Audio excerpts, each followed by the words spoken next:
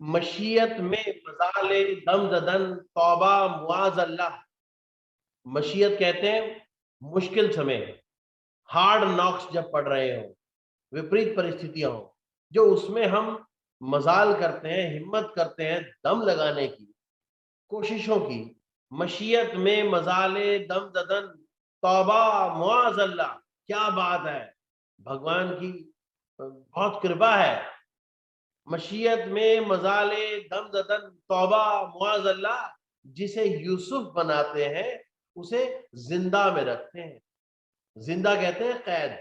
और यूसुफ एक ऐतिहासिक व्यक्तित्व है कि इजिप्ट में एक रईस व्यक्ति के घर उसके कुछ बच्चे थे और उनका एक बच्चा था जिसका नाम था यूसुफ।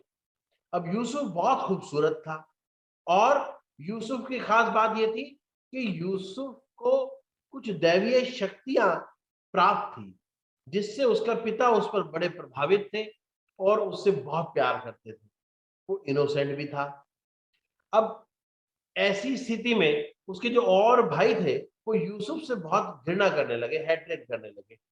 अब जब यूसुफ से वो हेट्रेट करने लगे तो एक बार जाके उन्होंने यूसुफ को किसी कुएं में फेंक दिया और जाके पिताजी को बताया कि भाई ऐसी आकस्मिक कोई दुर्घटना हुई और यूसुफ चल बसे।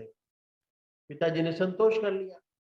अब जहां जिस वेल में जिस जगह यूसुफ गिरा वहां से एक लोगों की कहीं टोली जा रही थी, मुसाफिर थे, उन्होंने उसकी आवाज सुनी और उसे वहां से वेल से निकाल लिया, कुएं से उसे निकाल लिया और उसे कहीं बेच दिया।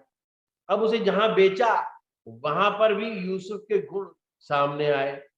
उसके गुण सामने आए तो वहां पर भी उस जिस व्यक्ति के यहाँ, जिस अमीर के यहाँ उसे बेचा गया, उसकी वाइफ उस पर मोहित हो गई और कुछ ऐसी परिस्थिति हुई कि उस पर फिर इल्जाम लगे और उसे जेल भेज दिया गया। मगर खास बात यह थी कि यूसुफ का पीस ऑफ माइंड कभी नहीं टूटा। वो मुस्कुराता ही रहता था, उसको भगवान पर इतना भरोसा था। तो फिर उसकी खूबियों को वहां पर जो बादशाह था उसे किसी ने आगे बताया कि ऐसा ऐसा एक है और वो ऐसा व्यक्ति जेल में है।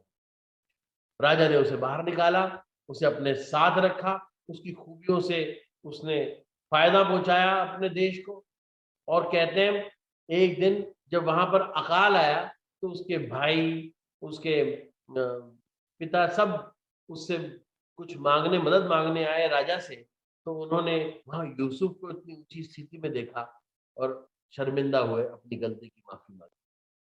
तो कहते हैं कि भगवान ने जिसे यूसुफ बनाना होता है उसे तकलीफों से निकालते हैं, उसे यूनिवर्सिटी ऑफ हार्ड नॉक्स में जरूर एडमिशन लेना पड़ता है, उसके अलावा चारा नहीं है।